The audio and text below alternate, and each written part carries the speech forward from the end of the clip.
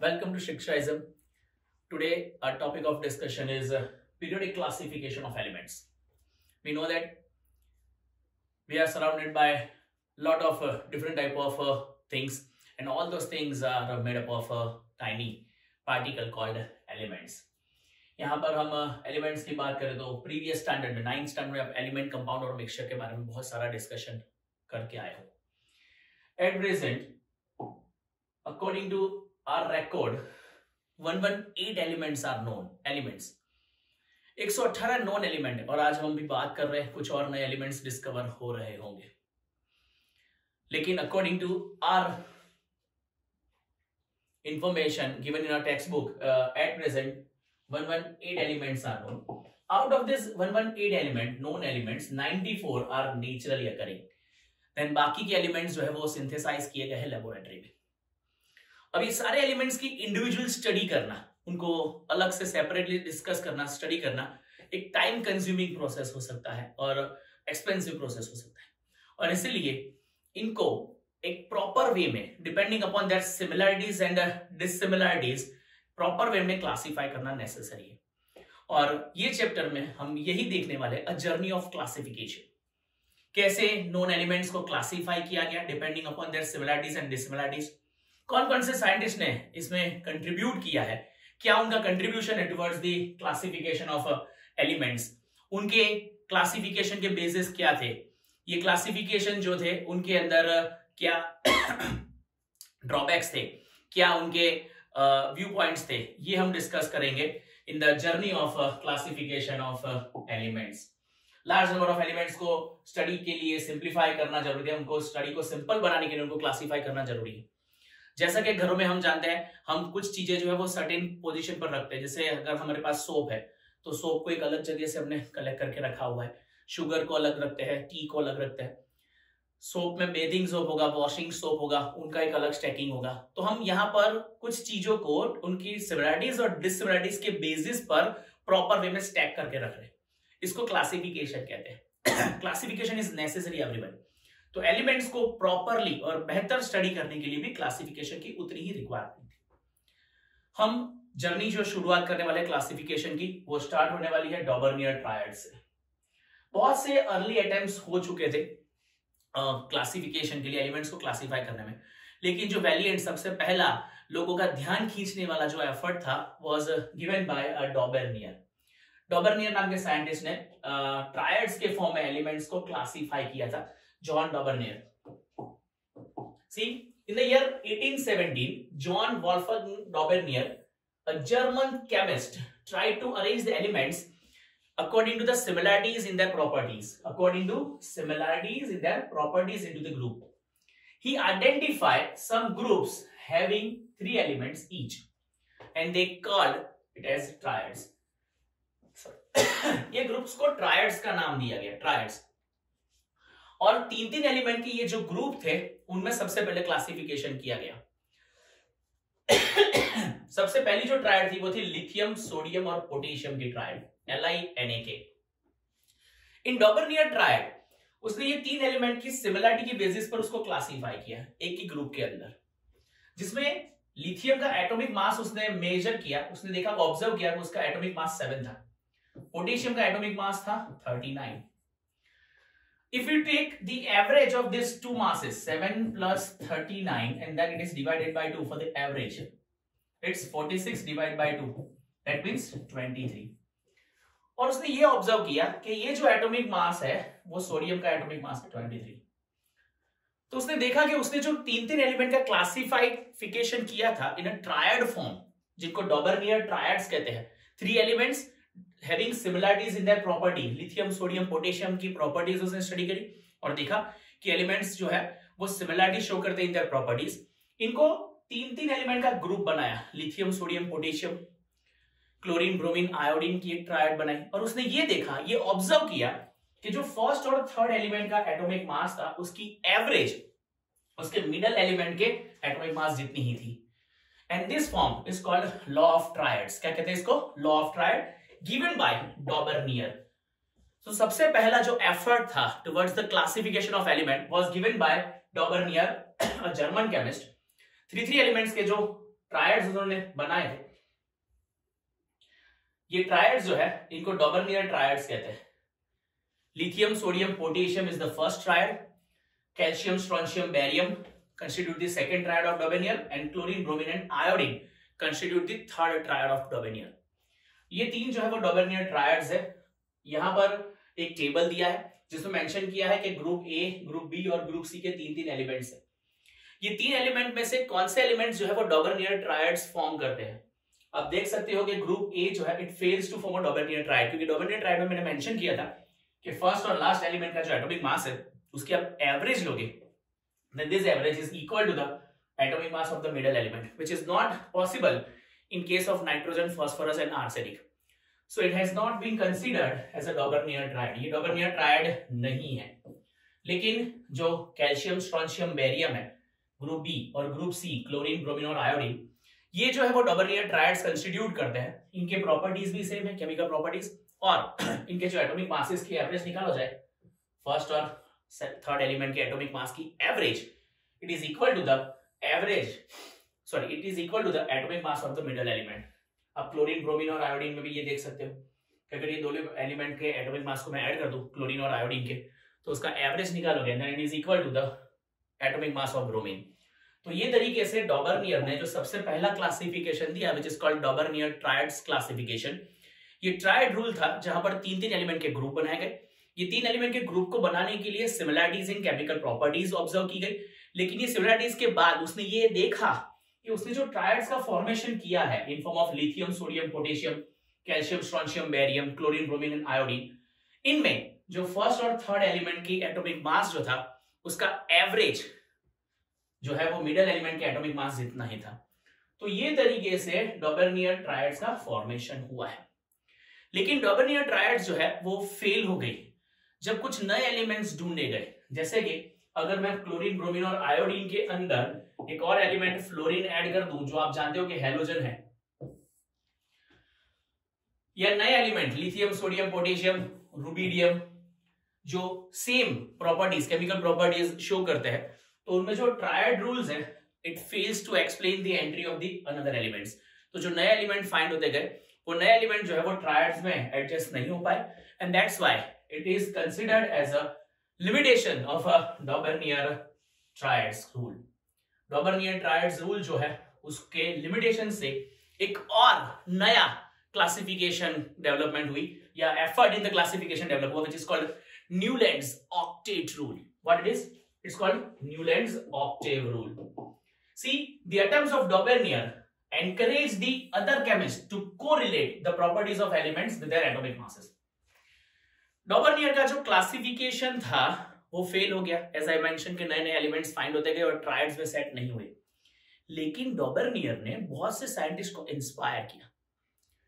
यहां पर डॉबरनियर ने एंकरेज किया केमिस्ट को कि आप केमिकल प्रॉपर्टीज को कोरिलेट करो, जितने भी नोन एलिमेंट्स हैं उनके केमिकल प्रॉपर्टीज को स्टडी करो एंड उनका कोरिलेशन ढूंढो और along with the atomic masses.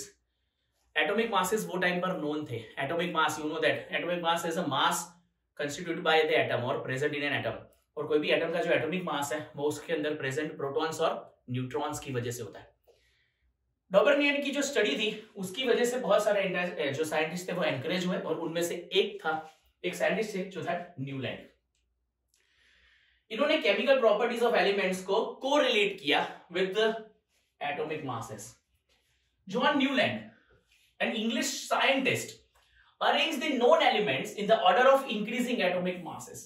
सबसे पहली बात, increasing order of atomic masses मतलब जितने भी एलिमेंट नोन थे उनके एटॉमिक मासेस के इंक्रीजिंग ऑर्डर में उनको अरेंज किया गया, and started with the element having the lowest atomic mass जो कि हाइड्रोजन था।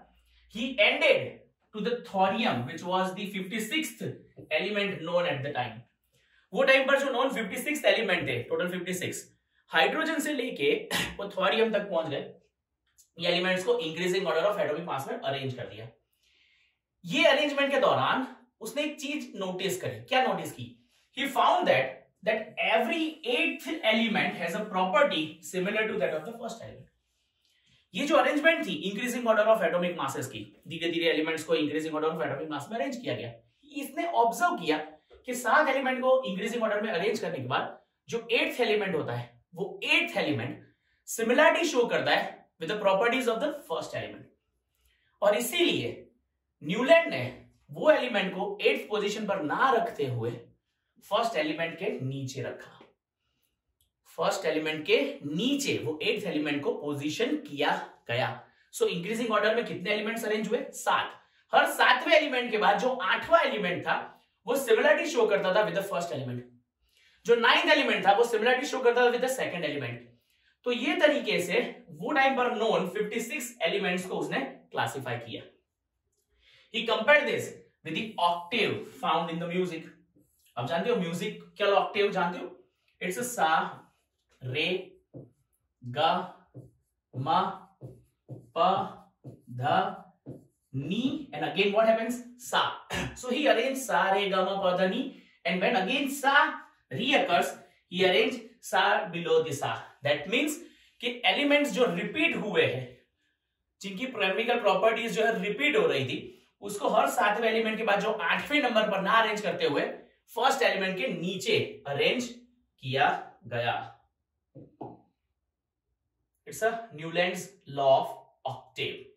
एक बार फिर से मैं म्यूजिकल ऑक्टेव का जो कंपोजिशन है वो आपको समझा दूं कि वो टाइम पर नोन एलिमेंट्स को increasing order of atomic mass में अरेंज करते हुए न्यूलैंड ने सबसे पहले हाइड्रोजन से शुरुआत करी। हाइड्रोजन जी जो सबसे स्मॉलेस्ट एलिमेंट नोन था वो एट द टाइम। हाइड्रोजन के बाद lithium, beryllium, boron, carbon, nitrogen और ऑक्सीजन को अरेंज किया गया। Then fluorine, sodium, magnesium, aluminium, silicon, phosphorus, sulphur, chlorine, potassium, calcium, chromium, platinum and so on. और देखा गया कि hydrogen, helium, lithium, beryllium, boron, carbon, nitrogen के बाद, ऑक्सीजन के बाद जो नेक्स्ट एलिमेंट था फ्लोरीन, वो फ्लोरीन जो increasing order of atomic mass में ऑक्सीजन के बाद आता है, it shows similarity with the hydrogen. तो वो फ्लोरीन को 8 नंबर पर ना रखते हुए फर्स्ट नंबर के नीचे रखा गया। सिमिलरली सोडियम, फ्लोरीन के बाद increasing order of atomic mass में सोडियम आता था, सोडियम को 9 नंबर पर ना रखते हुए लिथियम के नीचे रखा गया, क्योंकि वो लिथियम के साथ केमिकल प्रॉपर्टीज में सिमिलरिटी शो करता था। So depending upon the similarities in the chemical properties, जो increasing order of atomic mass में अरेंज करे हुए एलिमेंट्स थे, जो हर 7वें एलिमेंट के बाद 8वें एलिमेंट को फर्स्ट एलिमेंट के नीचे रखा गया, एंड सो ऑन। अगर आप देखोगे तो उसको म्यूजिकल ऑक्टेव के साथ कंपेयर कर सकते हैं। सा, रे, गा, मा, पा, धा, नी। अगेन सा बिलो दी सा, जो नीचे डो, रे, मी, फा ये जो दिया है, ये वेस्टर्न कंट्रीज की म्यूजिकल ऑक्टेव है, और वेस्टर्न कंट्रीज में ये म्यूजिकल ऑक्टेव ये तरीके से डिस्कस की जाती है। तो ये था Newlands Octave rule. Musical Octave के साथ क्लासिफिकेशन को कंपेयर किया गया, एलिमेंट के क्लासिफिकेशन को कंपेयर किया गया, which is called octet rule और ऑक्टेव रूल ऑफ न्यूलैंड। लेकिन न्यूलैंड के जो ऑक्टेव रूल थे उसके भी कुछ लिमिटेशंस हैं, certain limitations that are octet rule are having. तो ये जो लिस्ट दी गई है 3 पॉइंट की, they represents the limitations of octave rule given by the Newland. Let's see what are the limitations of octave rule. Number 1, it was found that the law of octave was applicable only up to calcium. पहली इसकी drawback कि octet rule जो था वो up to calcium applicable था। Increasing order of atomic mass में अगर आप एलिमेंट्स को अरेंज करते हो, octave rule up to calcium can be applicable.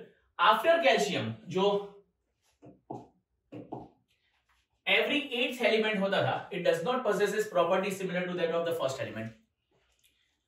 Newland octave rule applicable जो था वो अप टू कैल्शियम था। कैल्शियम के बाद के जो एलिमेंट्स आए वो हर 8वां एलिमेंट पहले एलिमेंट के साथ सिमिलरिटी शो कर सकता नहीं था इन प्रॉपर्टीज। सो पहले लिमिटेशन थी ऑक्टेव रूल की। Number 2, it was assumed by Newland that only 56 elements are existed in nature. Newland वो टाइम पर ये मानता था कि भाई 56 एलिमेंट ही है जो एट प्रेजेंट है, उतने ही एलिमेंट्स नेचर में अवेलेबल है, लेकिन उसके बाद और कोई एलिमेंट की डिस्कवरी जो है वो नहीं होगी। But later on several new elements were discovered and whose properties does not fit into the law of octave. Newland का ये मानना था कि 56 एलिमेंट्स जो है वो कंप्लीट है, इसके बाद और कोई सब्सटेंस या कोई भी एलिमेंट जो है वो डिस्कवर नहीं होगा। लेकिन हम जानते ही हैं एट प्रेजेंट 118 एलिमेंट नोन है, और न्यूलैंड का जो क्लासिफिकेशन है उसमें ये फिट होते नहीं है। Next, in order to fit the elements in the table Newland adjusted 2 elements in the same slot. हम कह सकते हैं ना कि थोड़ा बहुत एडजस्टमेंट किया था उसने अपने क्लासिफिकेशन में, अपने टेबल में एलिमेंट्स को एडजस्ट किया था, एक ही स्लॉट पर दो एलिमेंट को पोजीशन किया था न्यूलैंड ने। लेकिन इसके बाद भी ये ठीक तरीके से अपने टेबल को जस्टिफाई नहीं कर पाया। एक एग्जांपल मैं आपको दिखाना चाहता हूं कि भाई कोबाल्ट और निकल, आप देख सकते हो यहां पर कोबाल्ट एंड निकल दोनों को क्लोरीन के नीचे पोजीशन किया गया है। सीरियम और लेंथेनम दोनों को लिथियम के नीचे पोजीशन किया गया है। तो ये जो है वो एक ही प्लेस पर दो एलिमेंट्स को उसने एडजस्ट करने की कोशिश करी गई थी। और एक और इंपॉर्टेंट बात, हम सब अभी जानते हैं कि fluorine, chlorine, bromine, iodine, they are halogens, और हैलोजेंस की जो केमिकल प्रॉपर्टीज है वो कहीं भी अभी कोबाल्ट या निकल के साथ सिमिलरिटी शो करती नहीं है।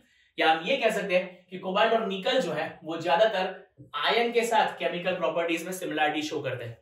तो इसका मतलब ये है कि इसके अंदर क्लासिफिकेशन में थोड़ी बहुत गड़बड़ थी कि भाई कोबाल्ट निकल जो हैलोजेंस के साथ सिमिलरिटी शो नहीं करते थे उनको एडजस्ट करने की कोशिश की गई थी कि उनका क्लासिफिकेशन हैलोजेंस के साथ हो, और वो भी दो एलिमेंट सिंगल स्पॉट के ऊपर। तो ये थे limitations of Newlands law of Octave.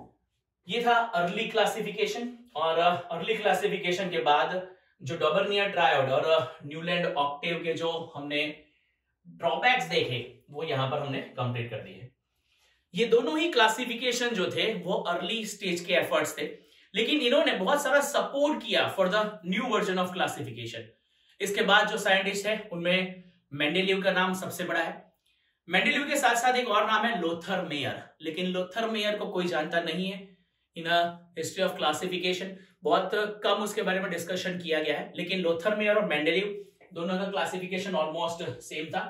तो न्यूलैंड क्लासिफिकेशन के बाद जो नेक्स्ट क्लासिफिकेशन के एफर्ट्स के बारे में डिस्कशन किया जाएगा वो है Mendeleev's classification and Mendeleev's periodic table. Stay tuned for the Mendeleev's classification.